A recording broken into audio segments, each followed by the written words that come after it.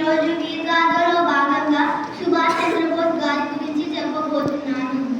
భారతదేశ చరిత్రలో స్వాతంత్ర పోరాట యోధులలో అత్యంత శౌర్యవంతుడు, త్యాగధనుడు, దేశభక్తుడైన సుభాష్ చంద్రబోస్ పేరు సువర్ణాక్షరాలతో చెక్కబడి ఉంది. ఆయనను నేతాజీ అని ప్రేమతో పిలుస్తారు. ఆయన జీవిత గాథ ప్రతి భారతీయుడికి స్ఫూర్తి ప్రసాదిస్తుంది.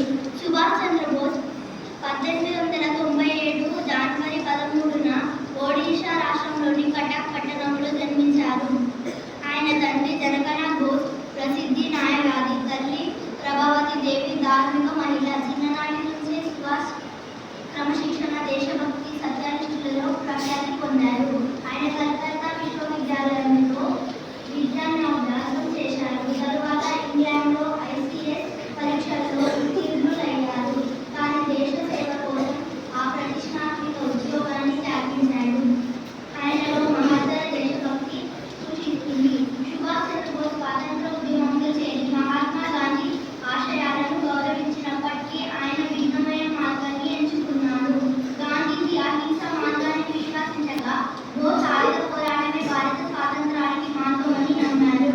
ఆయన స్వాతంత్రాన్ని భిక్షగా కాదు, యుద్ధం ద్వారా చేయాలని ఆయన నినాదం ప్రజల్లో ఉత్సాహాన్ని రగిలించాడు.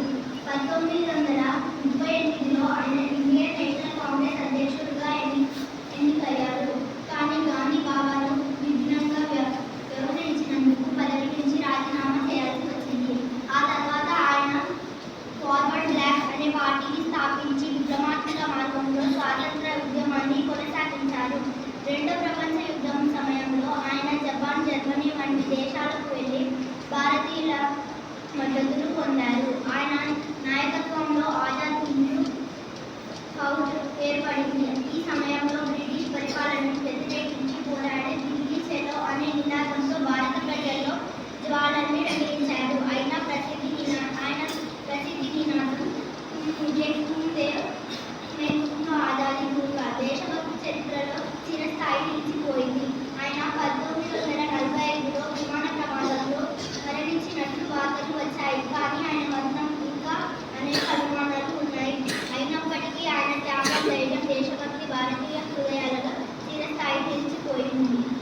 సుభాష్ చంద్రబోస్ వీర్గాథ మనకు స్ఫూర్తి, ధైర్యం, దేశ ప్రేమ పాఠాలను నేర్పుతుంది. ఆయన చూపిన మార్గం ప్రతి భారతీయుడికి దేశ సేవ దిశలో పథప్రదంగా నిలుస్తుంది. నిజమైన వీరుడు ఎవరో ఆయన జీవితమే చెబుతుంది. స్వార్థం లేకుండా స్వేచ్ఛ కోసం, దేశం కోసం త్యాగం చేసిన వ్యక్తికి జై హింద్, జై భారత్. నాకు ఈ అవకాశం ఇచ్చిన పెద్దల